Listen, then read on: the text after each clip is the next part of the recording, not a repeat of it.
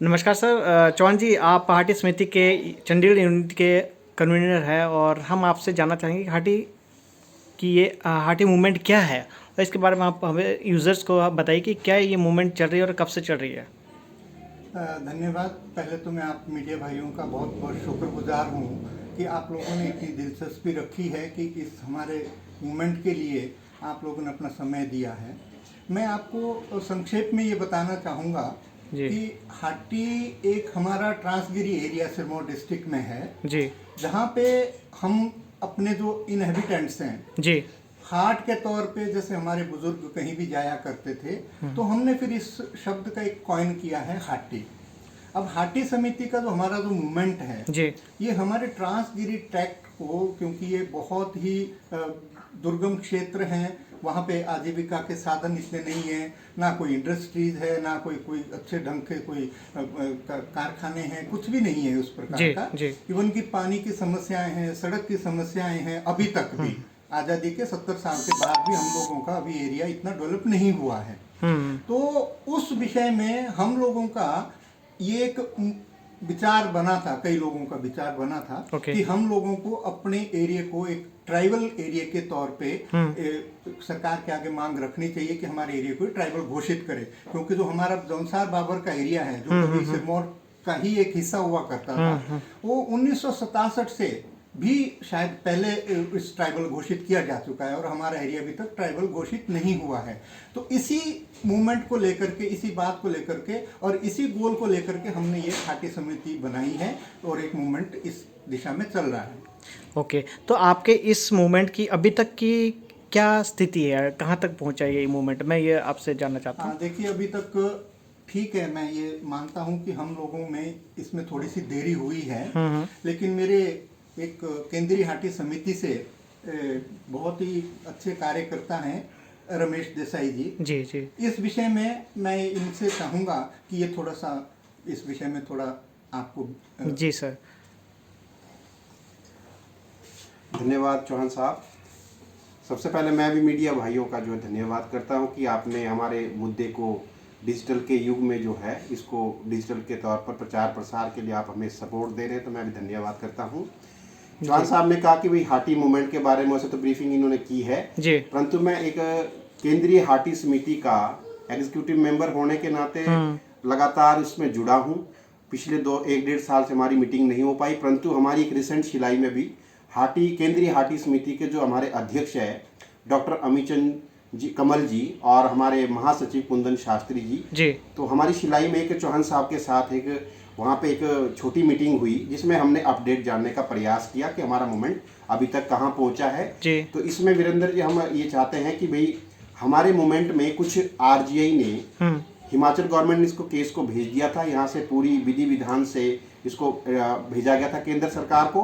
केंद्र सरकार में आरजीआई ने कुछ उसके ऊपर कोई ऑब्जेक्शंस लगाए हैं, जिसका जवाब हम उसके लिए दोबारा हम जो रिकॉर्ड था उसको रेक्टिफाई करवा के दोबारा से हमने हिमाचल का जो ट्राइबल डेवलपमेंट अफेयर्स का डिपार्टमेंट है उन्होंने इसकी दोबारा से रिपोर्ट जो है तैयार कर रहे हैं और जिसको ही शीघ्र ही वो सेंटर को भेज के फिर अगले इसमें जो है जनजातीय क्षेत्र के तौर पर जो है ट्रांसगिरी को घोषित करने के लिए जो है दोबारा से हम इस मूवमेंट को और तेज लाने का प्रयास करेंगे। और जिसमें चंडीगढ़ में भी हमारी एक यूनिट बनी है और कल उसमें और लोगों को जोड़ा गया है और विशेष तौर पर उसमें बड़े अनुभवी लोगों को हमने जोड़ा है। चौहान साहब को एज ए कन्वीनर हमने उसमें लाया है, उनके मार्गदर्शन हमें जैसा भी मिलता रहेगा उसके लिए हम प्रयासरत रहेंगे। जी, तो मैं जानना चाहता था, क्या आप कह रहे हैं कि हिमाचल सरकार इसमें बहुत सकारात्मक रूप से काम कर रही है, फिर सफलता क्यों नहीं अभी तक, ये चीज़ कहाँ अभी तक रही है कि प्रॉब्लम रही है? ये आपने बहुत ही अच्छा सवाल किया। इसमें सरकार का किसी भी प्रकार का हमें इनकी मंशा पे संदेह नहीं है जी, लेकिन इनके जो टेक्निकल पॉइंट्स इस दिशा में जो हैं, जैसे हमारे रमेश जी ने भी आपको कहा कि इसमें कई ऐसे संविधानिक पॉइंट्स हैं कि ट्राइबल एरिया को किस प्रकार से ट्राइब घोषित किया जाए, किस एरिया को किस मापदंड के आधार पे ट्राइबल घोषित किया जाए। तो मैं चाहूंगा कि वो भी रमेश जी थोड़ा सा आपको इस विषय में बताएं। जी, उस बात पे ये हुआ जैसे चौहान साहब ने कहा कि कुछ उसके लोकुर कमीशन के 5 जो उसके पॉइंट्स थे जी। हमारा जो ट्रांसगिरी का क्षेत्र है वो उन सारे पांचों जो उनके प्रिंसिपल्स है उसका क्राइटेरिया है वो पूरा करते हैं। ओके। परंतु उसके बावजूद भी उसमें एक जो मेन ऑब्जेक्शन था वो ये था कि ट्रांसगिरी के अंदर जो एक हमारे वहाँ जो राजपूत थे उनको खश के तौर पर जाना जाता था, जो कि हिमाचल सरकार के गैजेटियर में जो 1934 का गैजेटियर है उसमें बिल्कुल साफ सुथरे अक्षरों में लिखा गया जी, है। जी। और 1955 में जो मतलब जो है हिमाचल के फॉर्मेशन के बाद 1955 के बाद जो है उसमें जो राजपूत थे उनको खश की जगह उनको राजपूत लिखा गया और भाट जो बिरादरी हमारे यहाँ है उनको ब्राह्मण कर दिया। ओके। तो इस वजह से उसमें एक आरजीआई का ऑब्जेक्शन आया कि भाई इस तरह का जो है ये तो ऑल इंडिया लेवल पे है, तो उसको हमने अब जो है दोबारा से हिमाचल सरकार के माध्यम से रेक्टिफाई करवा दिया गया है गैजेटियर के रेफरेंस के माध्यम से, और वो एक जो है दुरुस्ती की गई है। तो इसके लिए जहाँ तक हिमाचल सरकार की बात है, इससे पहले कांग्रेस गवर्नमेंट, वर्तमान में बीजेपी गवर्नमेंट जयराम जी ने 2 बार इस संदर्भ में बात की है। तो हम उम्मीद करते हैं और एक आने वाले समय में कि भाई हम दिल्ली में केंद्रीय जो अपना होम मिनिस्टर है अमित शाह जी से उनसे भी मिलने का एक मतलब प्लानिंग हो रही है, योजना बन रही है। कोरोना के तुरंत बाद उनसे अपॉइंटमेंट ली जाएगी और उसके लिए फिर हम इस मुद्दे के ऊपर जो है, क्योंकि ये केंद्र सरकार ने ही इसको फाइनल तौर पर जो स्टेटस का दर्जा देना है। जी। भविष्य के उससे मुझे योजना से याद आया कि क्या आप लोगों ने कभी तक कोई आंदोलन किया है और क्या भविष्य में कोई ऐसी रणनीति हो सकती है?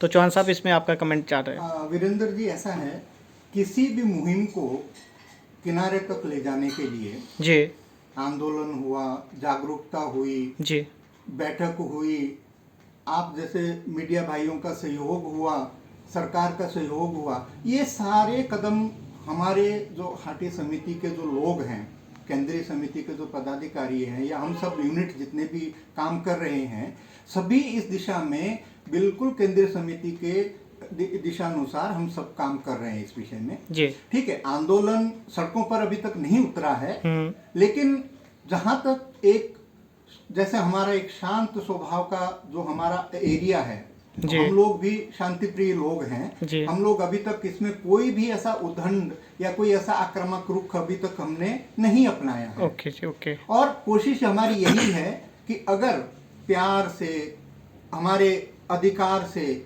या हमारे जो आगे हम अपने विचार रखेंगे, हम आगे प्रूफ तथ्य सामने रखेंगे सरकार के सामने, अगर हमें आसानी से ये चीज मिल जाती है तो आंदोलन की हमें आवश्यकता ही नहीं है।